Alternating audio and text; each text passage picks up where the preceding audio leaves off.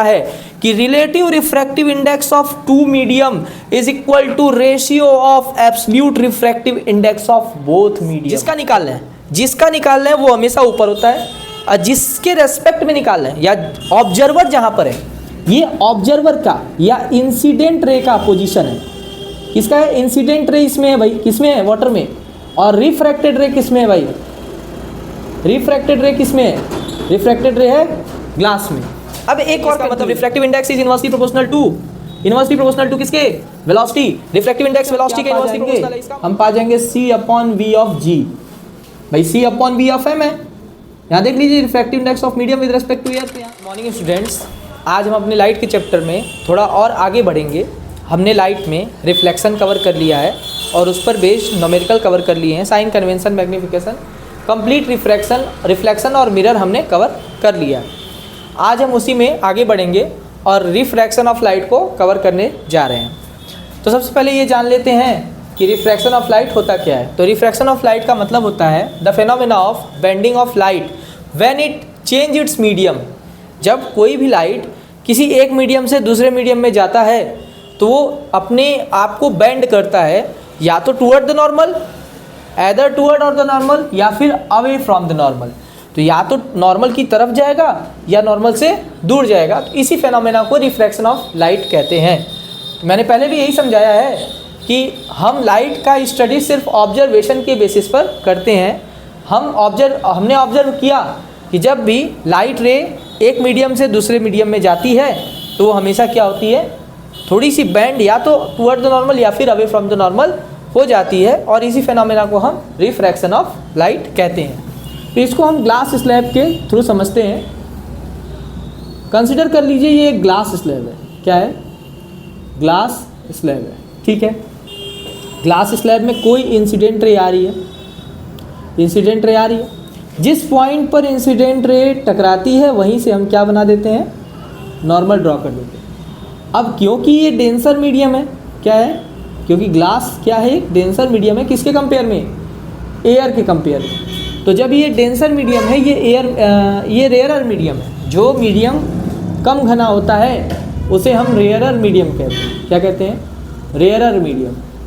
और जो मीडियम ज़्यादा घना होता है उसे हम डेंसर मीडियम कहते हैं, ठीक है। तो जब रेयरर से डेंसर में आता है तो ये क्या करता है? टूवर्ड द नॉर्मल की तरफ बैंड हो जाता है। लाइट रे क्या होता है? नॉर्मल की तरफ बैंड हो जाता है। अब जहाँ बैंड होके फिर से टकराया, अब फिर ये बाहर निकलने की कोशिश करेगा, तो यहाँ पर हम फिर से क्या ड्रॉ कर देंगे? नॉर्मल ड्रॉ कर देंगे। और नॉर्मल ड्रॉ करेंगे तो ये डेंसर मीडियम है, और डेंसर से अब ये लाइट कहाँ जाएगी? रेयरर में जाएगी। तो वापस अपनी उसी पोजीशन को पाने की कोशिश करेगी। इसका रीज़न क्या होता है? इसका रीज़न ये होता है कि मान लीजिए ये खूब सारी स्पीड से आ रही है। इसका डायरेक्ट रीजन जो होता है वो स्पीड से कनेक्टेड होता है, स्पीड से आ रही है। अब यहाँ पे कम घना है, मतलब रेयरर मीडियम है। अब यहाँ पर ये क्या करेगी? खूब स्पीड से अपनी स्पीड से आती जाएगी। जैसे ही ये भीड़ ज़्यादा देखेगी, भीड़ इस वजह से ज़्यादा है क्योंकि ये डेंसर मीडियम है, तो डेंसर मीडियम में भीड़ ज़्यादा देखेगी, अपनी स्पीड को क्या कर लेगी? थोड़ी सी कम कर लेगी। अब स्पीड कम करेगी तो ये क्या करेगी? थोड़ी सी बैंड हो जाएगी, किधर? Toward the normal. अब इसके बाद क्या होगा? ये अब अगले मीडियम में जाएगा तो ये हल्का सा अवे फ्रॉम द नॉर्मल जाएगा। क्या होगा? Away from the normal. और उतना ही अवे जाएगा, क्योंकि ग्लास स्लैब है, उतना ही अवे जाएगा जितना शुरुआत में इंसिडेंट था। तो जनरली ग्लास स्लैब में हम यही ऑब्जर्व करते हैं, ये एंगल ऑफ इंसिडेंस होता है, ये एंगल ऑफ रिफ्रैक्शन होता है, और ये एंगल ऑफ इंसिडेंस सेकेंड होता है। सेकेंड इंसिडेंस को हम रिफ्रैक्शन को R1 कहते हैं, सेकेंड इंसिडेंस को R2 कहते हैं। और ये जो फाइनली रे आती है उसको इमर्जेंट रे कहते हैं, एंगल ऑफ इमर्जेंट कहते हैं। ये इमर्जेंट रे है। क्या है? इमर्जेंट रे। और इमर्जेंट रे और नॉर्मल के बीच में जो एंगल होता है उसको एंगल ऑफ इमर्जेंट हम कहते हैं। अब आगे ध्यान से बढ़ते हैं। यहाँ पर हमने क्या ऑब्जर्व किया कि जब रेयरर से डेंसर जाते हैं तो ये क्या होता है? Toward the normal. किधर जाता है? टूवर्ड द नॉर्मल, ठीक है। जब डेंसर से रेयरर जाते हैं तो ये क्या होता है? अवे फ्रॉम द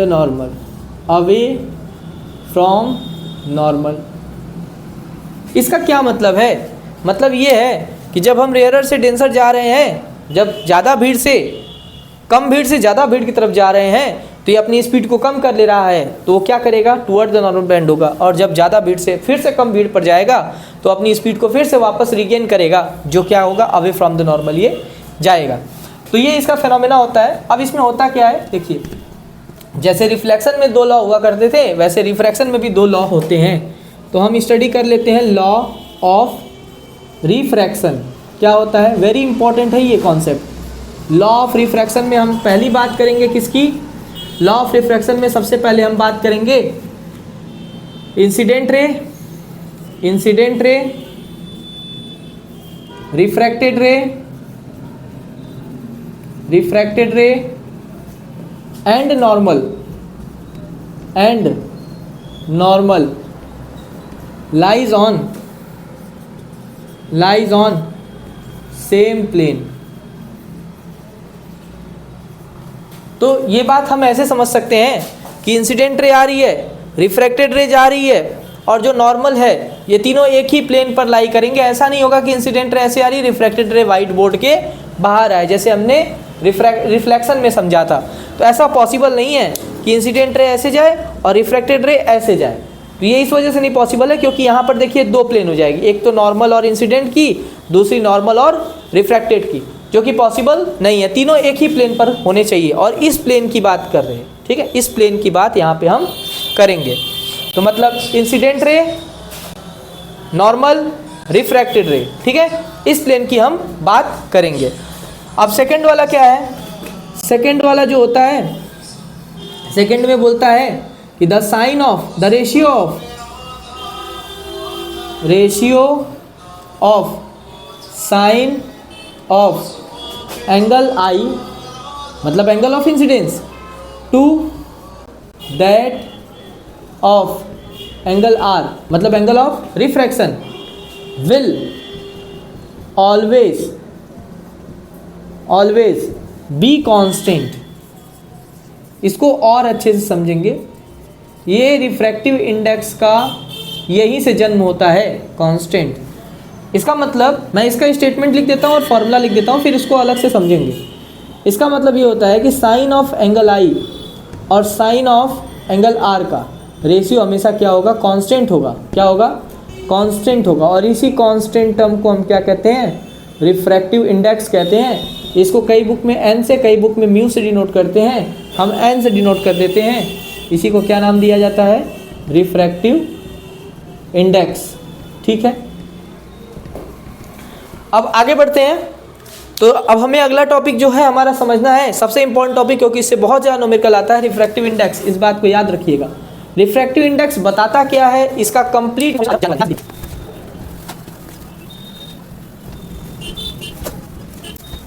चलिए, तो हमारा अपना अगला टॉपिक है रिफ्रैक्टिव इंडेक्स। रिफ्रैक्टिव इंडेक्स किसे कहते हैं, ध्यान से देखिएगा। रिफ्रैक्टिव इंडेक्स मतलब मीडियम की वो प्रॉपर्टी, मीडियम कितना ज़्यादा किसी इंसिडेंट रे को बेंड करने की क्षमता रखता है। इसका ये मतलब है कि रिफ्रैक्टिव इंडेक्स की वैल्यू जितनी ज़्यादा होगी उतना ज़्यादा घना मीडियम होगा, उतना ज़्यादा डेंस मीडियम होगा। मतलब रिफ्रैक्टिव इंडेक्स जितना ज़्यादा, डेंसिटी उतना ज़्यादा, मीडियम की डेंसिटी उतनी ज़्यादा। तो the ability of medium, the ability of medium की ability to bend the incident ray is depend on refractive index. मतलब ये जो होता है ये किस पर डिपेंड करता है, रिफ्रैक्टिव इंडेक्स पे डिपेंड करता है कि इंसिडेंट रे कितना ज़्यादा बेंड करेगा अवे फ्रॉम द नॉर्मल या फिर टूवर्ड द नॉर्मल, ठीक है। चलिए अब आगे बात करते हैं।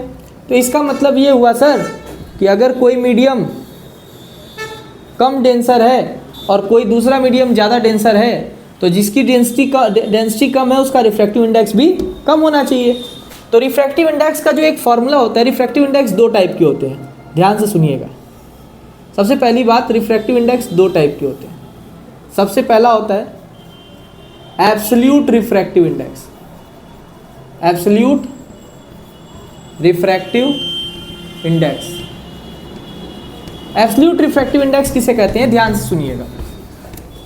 एब्सोल्यूट रिफ्रैक्टिव इंडेक्स का मतलब refractive index of any medium, index of any medium with respect to air, with respect to air. बात को समझिए एकदम ध्यान से कि किसी भी मीडियम का रिफ्रैक्टिव इंडेक्स एयर के रेस्पेक्ट में अगर हम निकालते हैं तो उसको हम उसका एब्सोल्यूट रिफ्रैक्टिव इंडेक्स कहते हैं। बात को ध्यान से समझिएगा। मतलब अगर मैं ऐसे लिखूं कि refractive index of any medium with respect to air, तो ये हमेशा एब्सोल्यूट रिफ्रैक्टिव इंडेक्स ही बताएगा, ठीक है। अच्छा, रिफ्रैक्टिव इंडेक्स का एक और फार्मूला होता है। अगर हम ऐसे समझते हैं इसको कि अगर हम एक्सेलरेशन का फार्मूला लिखते हैं कि change in velocity per unit time या विद रेस्पेक्ट टू टाइम, या वेलोसिटी का फार्मूला समझते हैं change in displacement with respect to time, तो विद रेस्पेक्ट वाले को हम हमेशा कहाँ लिखते हैं, डिनोमिनेटर में। अब यहाँ इसकी वर्डिंग ध्यान से सुनिएगा, refractive index of medium with respect to air, तो विद रेस्पेक्ट वाले को हम हमेशा डिनोमिनेटर में रखते हैं, तो एयर को भी हम हमेशा डिनोमिनेटर में रखेंगे। यहाँ पे क्या होगा, refractive index of medium upon refractive index of air. Air की जिसके रेस्पेक्ट में हम बात करेंगे उसकी रिफ्रैक्टिव इंडेक्स को हम हमेशा नीचे रखेंगे, इस बात को याद रखिएगा, ठीक है। आगे बढ़ते हैं।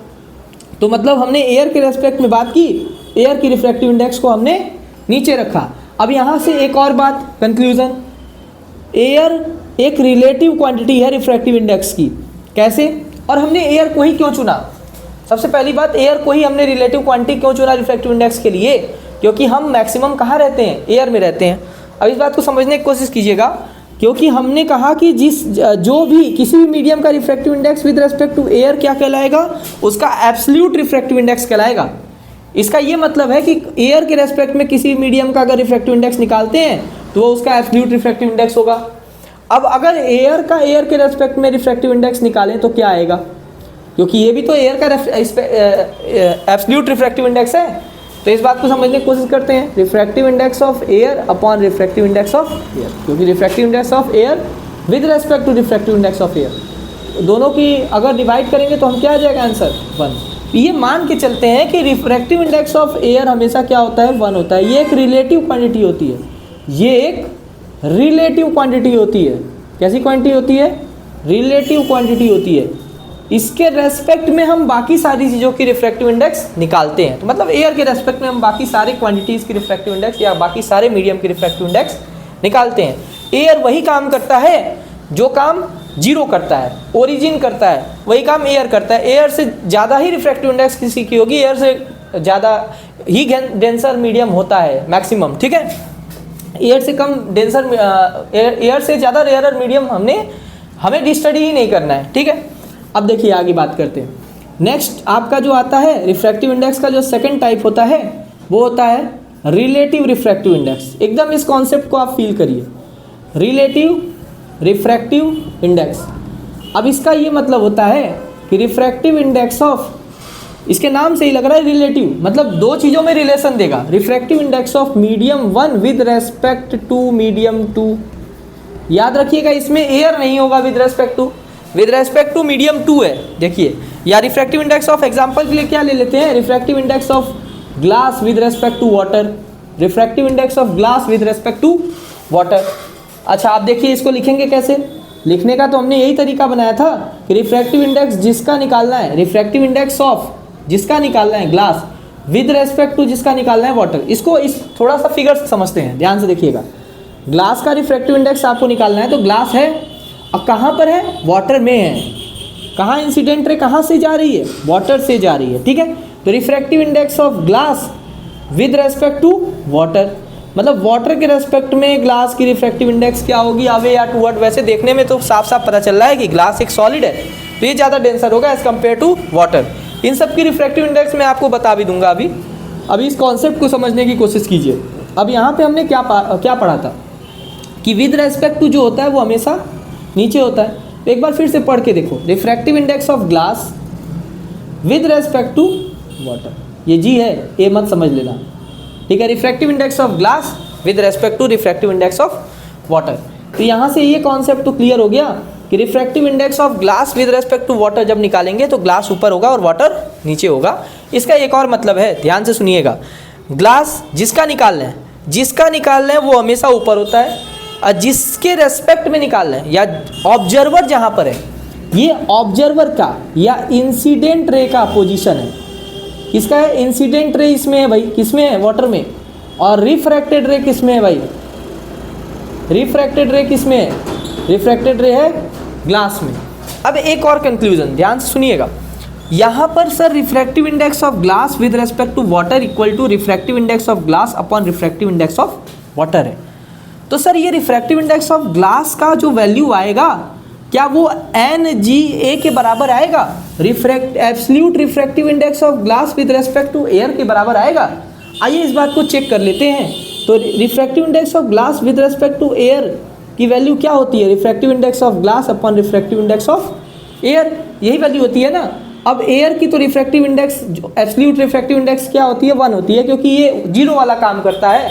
इसके इधर जाएंगे तो ज़्यादा और इधर जाएंगे तो कम, ये रिलेटिव क्वांटिटी, ये सबसे ज़्यादा एब्सोल्यूट क्वांटिटी है, इस बात को याद रखिएगा, ठीक है। तो रिफ्रैक्टिव इंडेक्स ऑफ ग्लास अगर हम निकालेंगे विद रेस्पेक्ट टू एयर तो यहाँ पे रिफ्रैक्टिव इंडेक्स ऑफ ग्लास ही तो आएगा।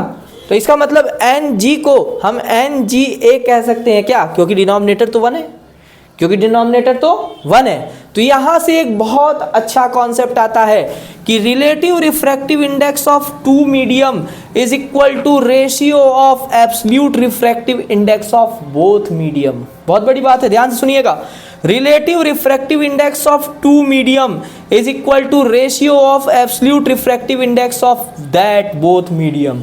मतलब ये जो है ये ग्लास का एब्सोल्यूट रिफ्रैक्टिव इंडेक्स है, ठीक है, और ये जो है ये वाटर का एब्सोल्यूट रिफ्रैक्टिव इंडेक्स है। इसका ये मतलब है कि रेशियो जो होगा वो एब्सोल्यूट रिफ्रैक्टिव इंडेक्स के का ही आएगा। और ये किसका है? देखो, रिलेटिव रिफ्रैक्टिव इंडेक्स निकालना है, दोनों का एब्सोल्यूट रिफ्रैक्टिव इंडेक्स को डिवाइड कर दो। ये कॉन्सेप्ट वेरी वेरी इंपॉर्टेंट है। अब ध्यान से सुनिएगा इसके बाद वाला कॉन्सेप्ट। अब यहाँ से एक और फॉर्मूला आता है वेलोसिटी के फॉर्म में। कैसे आता है वो मैं बता रहा हूँ। तो अगर मैं एक कंसिडरेशन कीजिए कि अगर मीडियम ज़्यादा होगा घना, अगर मीडियम ज़्यादा घना होगा तो क्या स्पीड कम होगी? अगर मीडियम डेंसर है तो क्या स्पीड कम होगी? अगर मीडियम की डेंसिटी को बढ़ाते हैं तो क्या स्पीड कम होगी? तो आंसर आएगा यस सर, स्पीड कम होगी।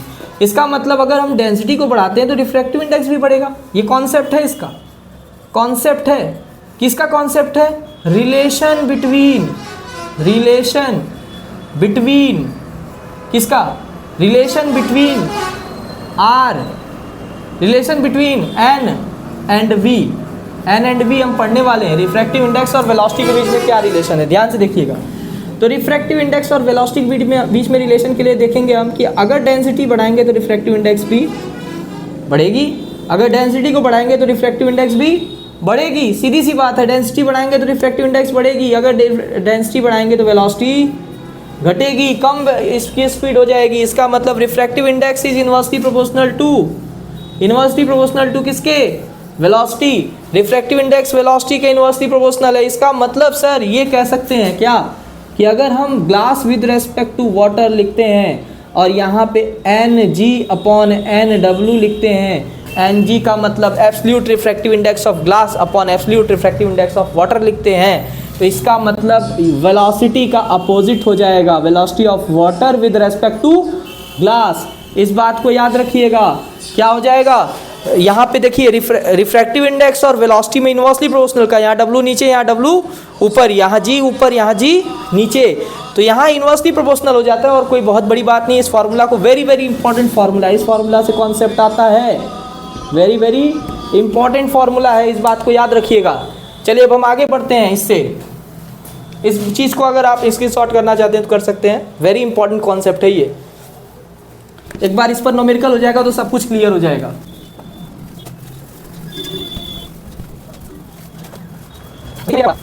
हमने सबसे पहले ये पढ़ा कि refractive index of medium with respect to air जो होगा वो होगा refractive index of medium upon refractive index of air.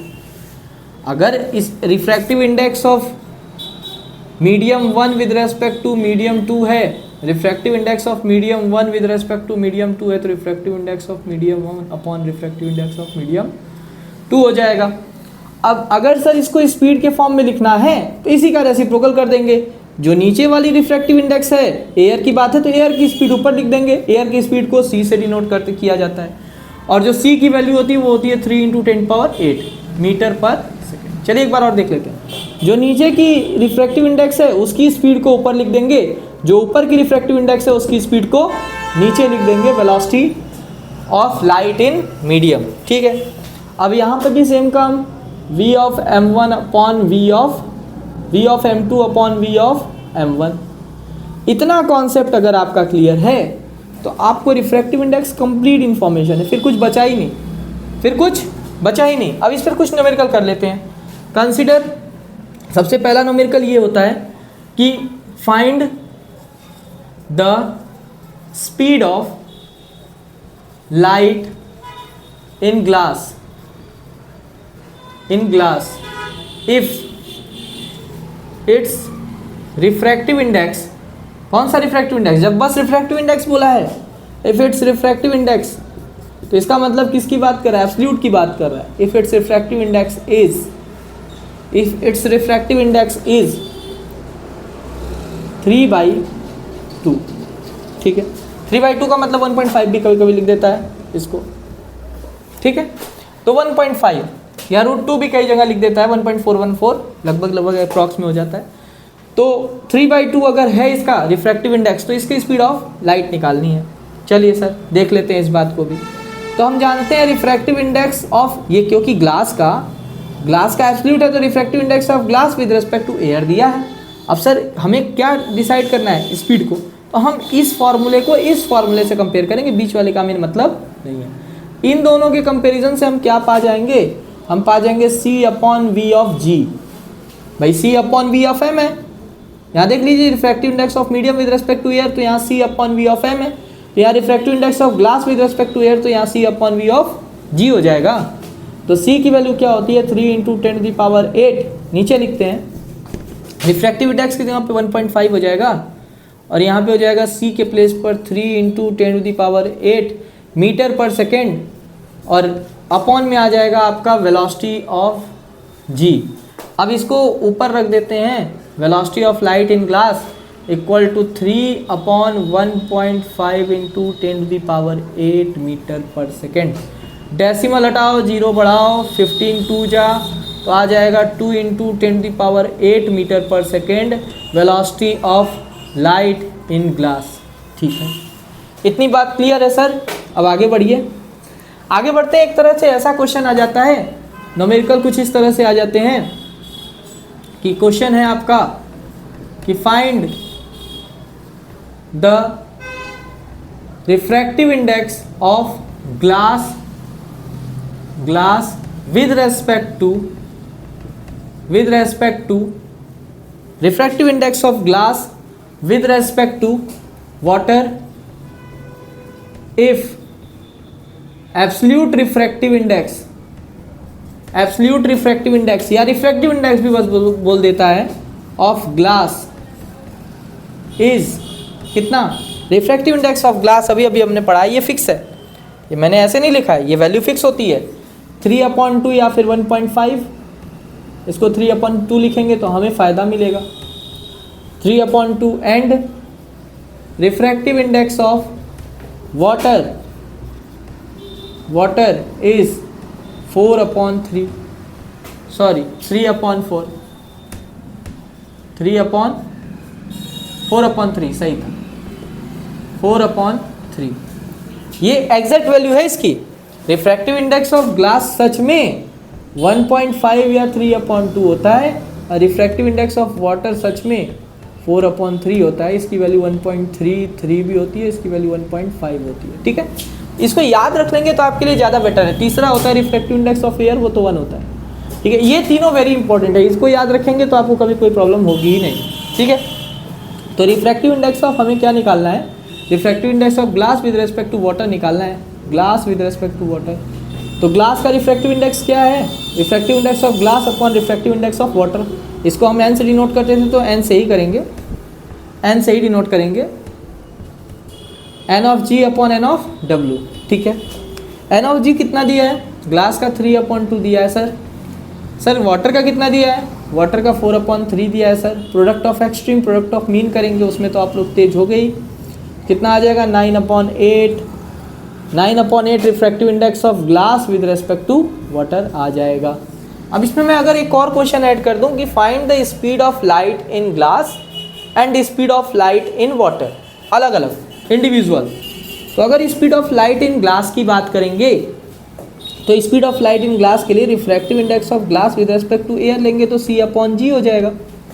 क्या हो जाएगा, C/VG, C/VG हो जाएगा। मैंने कल भी यही कहा था कि किसी एक क्वेश्चन को करने से ज़्यादा अच्छा है, किसी 10 क्वेश्चन को करने से ज़्यादा अच्छा है एक क्वेश्चन को ही 10 तरीके से किया जाए या उसमें 10 क्वेश्चन बना लिया जाए। तो refractive index of glass with respect to air कितना दिया है, glass with respect to air दिया है आपका, कितना होता है 3/2 होता है सर। वैसे ये वाला अभी हमने निकाला था, इसको दोबारा निकालने की ज़रूरत नहीं है, यही आंसर आएगा, रिजल्ट यही आएगा। फाइनल जो रिजल्ट आएगा वो इसका फाइनल रिजल्ट यही आएगा। अब सर दूसरा सवाल ये पूछ सकता है कि refractive index of water with respect to air, तो refractive index of water with respect to air की बात करेंगे तो C/VW हो जाएगा। Refractive index of water with respect to air क्या होता है 4/3 और इसकी वैल्यू क्या होती है 3 × 10⁸ अपॉन V ऑफ W, और यहाँ से V ऑफ W क्या आ जाएगा 9/4, कितना आ जाएगा 9/4 × 10⁸ मीटर पर सेकेंड। ये आंसर आ जाएगा velocity of light in water. ठीक है, इतनी बातें हमने क्लियर कर ली हैं आज। अब रिफ्रैक्टिव इंडेक्स से आपको कोई भी प्रॉब्लम नहीं होगी। रिफ्रैक्शन ऑफ लाइट में अब हम आगे लेंस पढ़ेंगे। क्या पढ़ेंगे, लेंस पढ़ेंगे। ध्यान से देखिएगा, बहुत इंपॉर्टेंट कॉन्सेप्ट होता है रिफ्रैक्टिव इंडेक्स। रिफ्रैक्टिव इंडेक्स से बहुत सारे न्यूमेरिकल पूछे हुए हैं, जितना तरीका मैंने बताया है उससे ज़्यादा कुछ भी नहीं पूछेगा। ठीक है, आगे बढ़ते हैं। अब हम बात करेंगे किसकी, लेंस की। किसकी बात करेंगे, लेंस की। रिफ्रैक्शन ऑफ लाइट में हम क्या कवर करते हैं, लेंस कवर करते हैं। ठीक है सर, तो लेंस भी दो टाइप के होते हैं। लेंस कितने टाइप के होते हैं, दो टाइप के होते हैं। एक होता है कनकेव और एक होता है convex. Convex lens, convex lens, और दूसरा क्या होता है, कनकेव लेंस होता है sir, concave lens. Convex lens कैसा होता है सर, ये बाई कन्वेक्स लेंस है। बाई कन्वेक्स मतलब दोनों साइड से कन्वेक्स है। ठीक है सर, बाई कन्वेक्स छोड़िए, अभी कन्वेक्स कन्वेक्स बताइए। नॉर्मली कन्वेक्स का वही रोल प्ले होता है जो कनकेव मिरर का होता है। यहाँ पर देखिए, रे ऑफ लाइट अगर पैरेलल जाएगी तो कहाँ मीट करती है, ये फोकस पे मीट करती है सर, ये फोकस पे मीट करती है। कहाँ मीट करती है, फोकस पे मीट करती है। ये कनकेव लेंस है सर। अगर कनकेव लेंस की बात करें तो यहाँ पर पैरेलल रे ऑफ लाइट जाएगी तो ये हल्का सा डाइवर्ज हो जाएगी, तो इसका काम है कन्वर्जिंग, इसलिए इसे कन्वर्जिंग लेंस भी कहते हैं। क्या कहते हैं सर, कन्वर्जिंग लेंस कहते हैं। इसका काम है डाइवर्जिंग। क्या काम है, डाइवर्जिंग, इसीलिए इसको डाइवर्जिंग लेंस भी कहते हैं सर। तो डाइवर्ज होकर ये कहाँ मीट करता है, पीछे फोकस पे और ये आगे फोकस पे। तो सर इससे ये भी पता चल रहा है इसके फोकल लेंथ का साइन क्या होगा, पॉजिटिव, और इसके फोकल लेंथ का साइन सर नेगेटिव। क्योंकि सर ऑब्जेक्ट तो हमेशा इधर ही होगा क्योंकि रे तो इधर से आ रही है, ऑब्जेक्ट तो हमेशा इधर ही होगा क्योंकि रे इधर से आ रही है। चलिए ये सारी बातें हम बाद में डिस्कस करेंगे। अब ये कन्वर्जिंग लेंस है।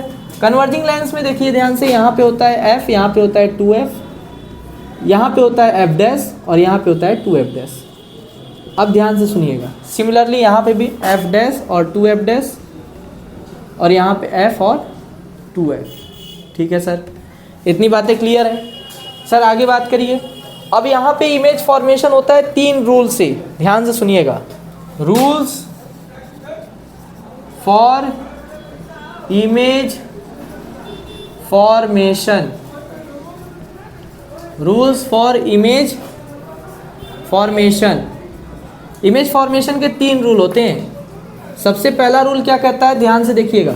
सबसे पहला रूल कहता है कि अगर कोई भी रे पैरेलल आएगा, सेम वही वाला, कोई भी रे पैरेलल आएगा तो कहाँ से होके जाएगा सर, फोकस से होके जाएगा। दूसरा रूल क्या कहता है, दूसरा रूल कहता है सर अगर कोई रे ऐसा आया जो कि ऑप्टिकल सेंटर से जाएगा तो वो सीधा निकल जाएगा सर। इसको कहते हैं ऑप्टिकल सेंटर। क्या कहते हैं? Optical centre.